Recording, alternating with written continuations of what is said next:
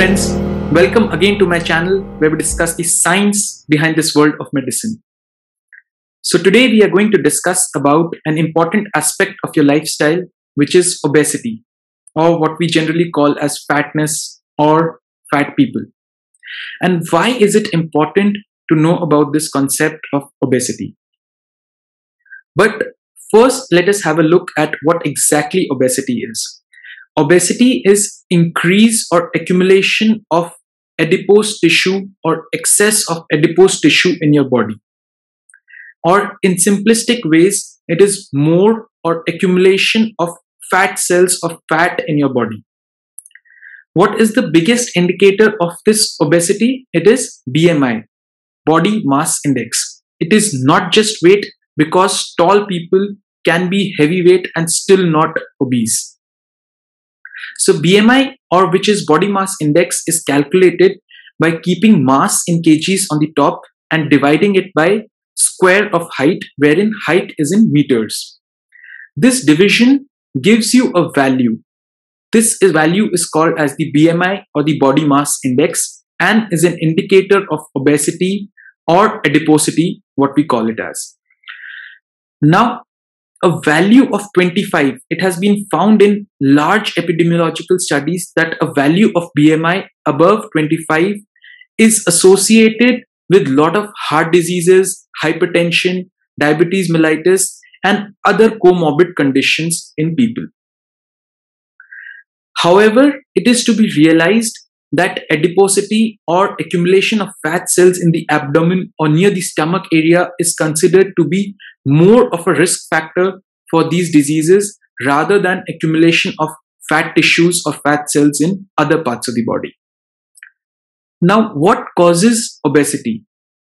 As you can easily understand, it is excess of nutrition and less of expenditure.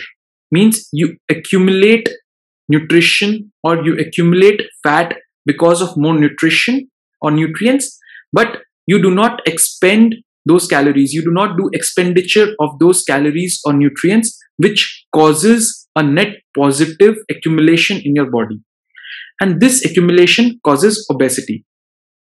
But friends, it is not so simple. The reason is there are a lot of neuroendocrine, hormonal, and lot of metabolic and genetic factors which determine the cause of excess nutrients. Like there are different genetic factors and metabolic factors and neuroendocrine factors which cause more of appetite in a person or more of metabolism or more of expenditure at resting phases. You can easily correlate this with people in your known to who consume a lot of nutrients, still are not doing any physical activity, but they are still able to maintain a lean body mass. They are thin and lean. The reason is they have a high basal metabolic rate, means even though they are not doing any activity, but their energy expenditure at base level is higher than yours or other people who are getting obese. So pathogenesis or reason of obesity is not so simple. It is linked to a lot of hormonal, metabolic and genetic factors. But the end result is more of nutrients, less of energy expenditure causes obesity. Now, why at all do we need to worry about this concept of obesity? The reason is it is linked to lot of lifestyle diseases, lot of comorbidities are linked with obesity. So first of all is diabetes mellitus type 2, or what we call as insulin resistant diabetes mellitus. It has been found that diabetes is very common in people who are obese, or what we also call as metabolic syndrome, wherein obesity is one part of it, wherein there is insulin in a person's body, but that insulin is not able to act to reduce the glucose level. This is called as insulin resistance diabetes mellitus or diabetes mellitus type 2.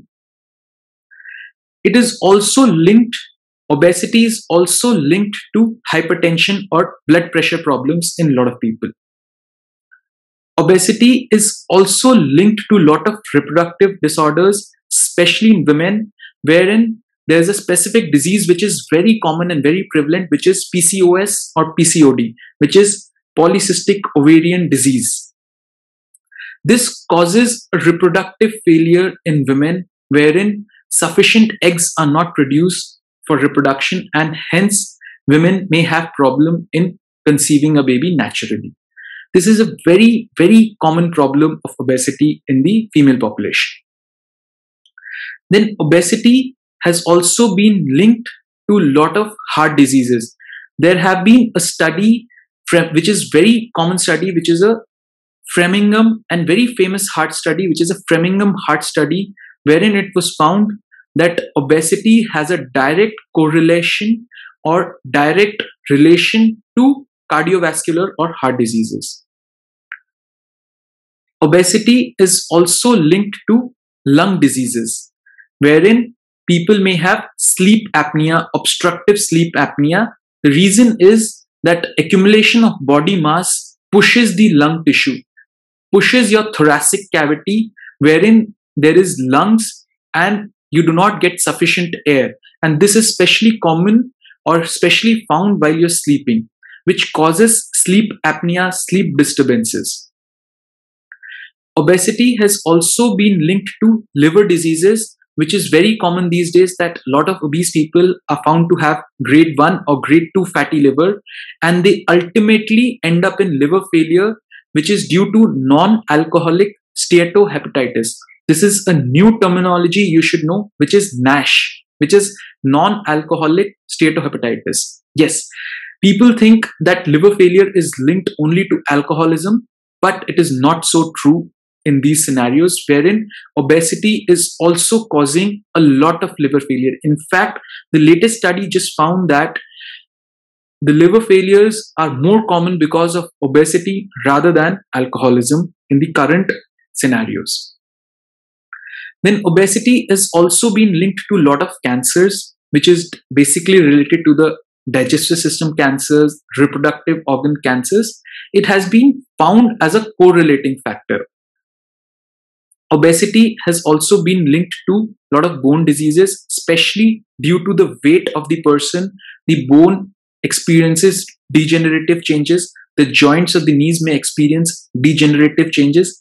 Then obesity also induces a lot of inflammation, lot of chemical reactions in your body, which also damages bone. And gout, which is a particular problem of a lot of people, is also being linked to obesity. So yes, by seeing this, you can realize that obesity has been linked to a variety of factors, variety of comorbid conditions. And that is why, and hence, this is the reason why it is important to understand and know obesity. Now, it is okay that what exactly is obesity? What are the complications of obesity? But how do you go about managing it? The primary goal of managing obesity is to reduce it and reduce the comorbid conditions or the complications of obesity. Now, there are two treatment methodologies. First is lifestyle modifications, and the second is pharmacological or medical therapy. Lifestyle modification includes dietary habits, wherein your basic aim is to consume 500 to 100 calories less each day than what you expenditure, than what you expend, than what you consume during your physical activity. So this is your primary goal, is your dietary habit changes, wherein you take more of protein, less of carbohydrates, less of fatty tissues, because carbohydrates has also been linked to accumulation of or conversion to fatty acids or lipids or fats. So dietary habits are the first goal of lifestyle modification. The second goal of lifestyle modification is physical activity, whereas it has been found that 75 minutes of rigorous activity during a week spread over intervals of 10 minutes each during the week, or 150 minutes of moderate exercise during a week is found to be a good standard of physical activity for reduction in obesity.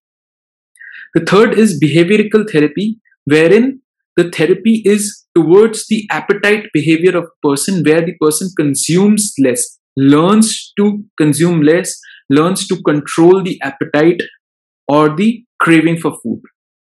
So these are the lifestyle modifications. Then comes the pharmacological therapy, wherein there are a lot of medicines which reduce the absorption of fat when you consume that. There are medicines which are called as anti-obesity medicines. Then obviously we have bariatric surgeries which actually reduce the size of your intestines so that less of nutrients, less of fats are absorbed from them.